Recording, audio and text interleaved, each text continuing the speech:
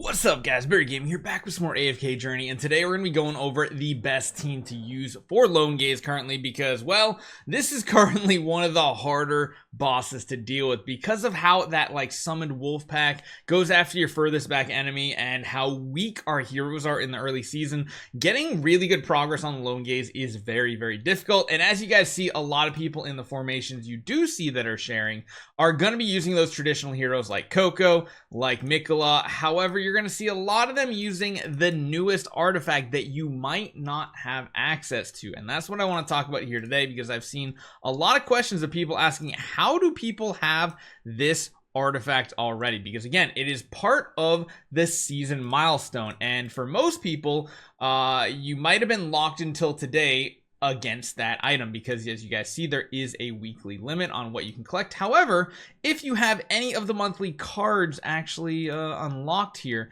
you don't have to deal with that limiter as much. It's a lot easier. So even if you just get the $5 monthly card, that does give you access to that artifact because, again, if you can't tell by the icon itself, this is going to be the one where the rearmost ally recovers HP, recovers energy every second, and then when the blessed ally casts their ultimate for the first time, the blessing duration is extended and they become unaffected. So this is the one that we all know and love from every single season that has ever existed.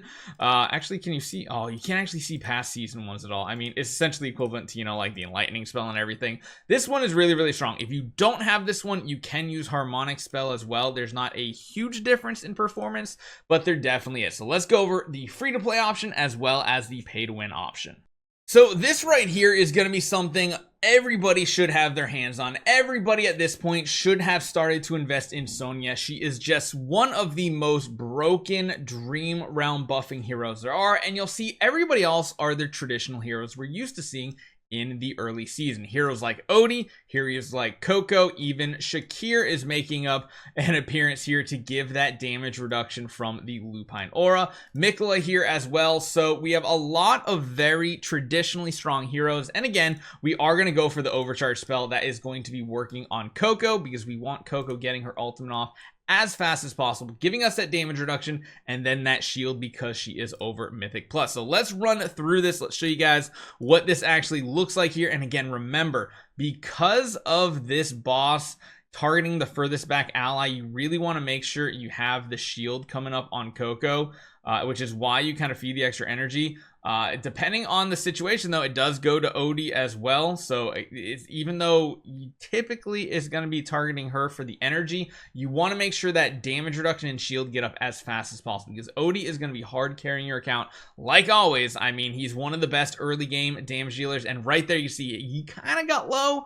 We're going to put the damage reduction back on him, and then hopefully by the next one here, he's going to have the shield up. And you see, as the fight moves on, their positioning slightly changes. So the target of this Wolfpack changes between the Odie and the Coco back and forth. They kind of share it. If the Odie does go down, that is a little bit of a disappointment, but you still get up to close to 70%. And even for me there, that's pretty good. You see the damage Sonya's putting out to very amazing. And you compare that to the 70% we did over here with our main pay to win team, that is not a huge gap. So if you're free to play, definitely go with this team composition right here. You can play around with artifacts, play around positioning a little bit. It seems to be the best way to go. And of course, because you're linking these heroes, and it's another reason why Sonya is good, that shared damage so strong. So that's free to play. Let's show you guys the pay to win option. Now, this team right here is the pay to win version, and if you are any type of spender in the game, you do absolutely need to invest in Elijah and Lila. They've just become integral in so many of these Dream Realm teams. If you're truly pushing for the top ranks, you have to have this hero. Now, this team is interesting because, again, it does still have Sonya. It has, instead of the traditional like Smokey or something, it's going to be running Mikola in combination with Coco. And finally, we are going to be having Sinbad giving that damage buff, and we're linking together both of these Lightbearer heroes between the twins, and the twins are also going to be part of that shared damage with the Sonya ability. Now, the cool thing is we're actually using Star Shard spell because, again, if you don't know this, Elijah and Lila, when they cast their ultimate, it counts as 2 ticks on this Star Shard spell, which is pretty big because that means you're going to get to a lot more of those explosions. So I'll show you guys what this looks like. Again, remember, we're feeding additional energy to those linked heroes. We're also healing them. So those are going to help some survivability type things. This team is going to move around the battlefield a ton, but the big part is the fact that Elijah and Lila stay in the back. Number 1, they get a 50% HP boost. Number 2, they share the damage between the 2 heroes. Number 3, we're linked up with Sonya in that trio there. And then on top of that, we're getting the Sinbad lowering the attack of the boss, Coco giving us shields and everything. And you can see how tanky this team can be. This is the pure pay to win version. This is without Taylene because, again, Taylene is the former pay to win version, I'd say. This one is definitely going to do better. I did the 70% damage with Taylene, which is more feasible for most people.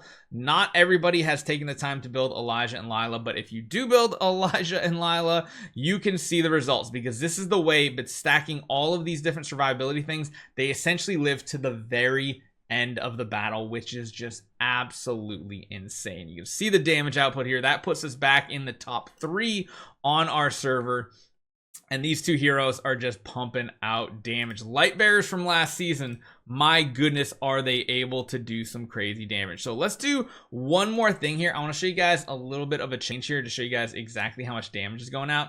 We're going to use the overcharge spell that is going to go on the twins back here, gonna feed them additional energy and such. You can see your heroes actually casting a chain to the hero. I think that's totally cool. Basically just feeding additional energy and healing very early on. That is gonna mean more ultimates being cast, but because we don't have that Star Shard spell, I'm not sure it's gonna be necessarily as good. We'll have to see how this turns out. Because again, before we were getting so many ultimates cast, it was just absolutely insane. Let's see what this is gonna do. Are we gonna get a record? I don't know.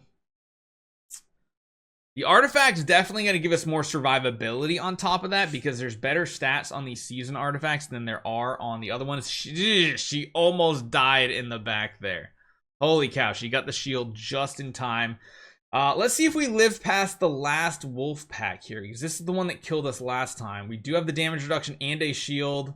We're sharing the health. Oh, she still goes down. Oh man, it actually turned out to be a better damage output though, so don't discount the newer artifacts either. They definitely count for something and give us a pretty good buff. Got up to 80% and now top 2, so those are your options. Let me know what you guys think. That is what you want to do for Lone Gaze here today. Make sure you do it right before reset because, again, you want to make sure when you're doing Dream Realm not to do it right at the beginning of the night and then say forget it. Collect your resources, make sure you're leveling your heroes up as much as possible, get your equipment maxed, everything, and then literally like 5 minutes before reset, use these teams, get your best Lone Gaze record, and hopefully profit. Hopefully you guys enjoy this one. I'll see you guys next time.